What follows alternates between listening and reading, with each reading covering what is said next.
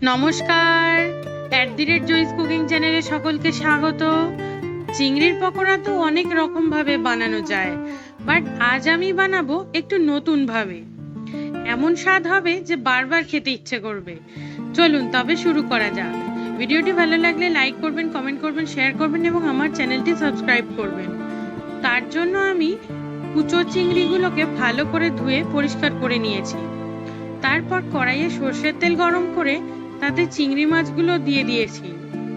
মাছগুলো একটু ভাজা হয়ে আসলে গোটা রসুন ও লঙ্কা দিয়েছি এবং চিংড়ির সাথে ভালো করে ভেজে নিয়েছি।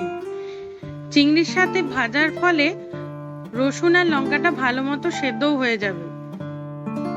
সামান্য পরিমাণ লবণ দিয়ে একটু নেড়ে চেড়েই নামিয়ে নিয়েছি। তারপর ঠান্ডা করে পেস্ট বানিয়ে নিয়েছি।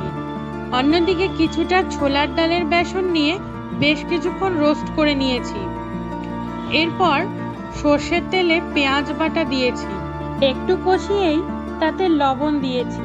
পেঁয়াজের রংটা এইরকম হয়ে আসলে তাতে টমেটো বাটা দিয়েছি। পেঁয়াজের সাথে টমেটো ভালো করে মিশে গেলে হলুদ দিয়েছি।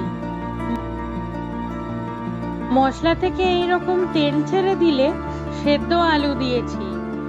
একটু নেড়ে চেড়েই চিংড়ির পেস্টটা দিয়ে দিয়েছি। পুরের টেক্সচারটা এইরকম হয়ে আসলে রোস্টেড বেসন দিয়ে ভালো করে মিশিয়ে নিয়েছি। তারপর কিছুক্ষণের জন্য পুরটা ঠান্ডা করে নিয়েছি এবং হাতের সাহায্যে শেপ দিয়ে দিয়েছি।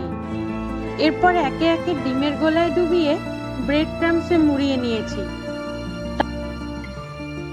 তারপর গরম তেলে এপিট ওপিট করে ভেজে নিয়েছি। আপনারা যখন প্রথমে পকোড়া তেলে দেবেন, ফ্লেমটা যেন মিডিয়ামে থাকে। আমি আগে 2-3টি পকোড়া ভেজেছিলাম, তাই তেলটা একটু ব্রাউন হয়ে গিয়েছে।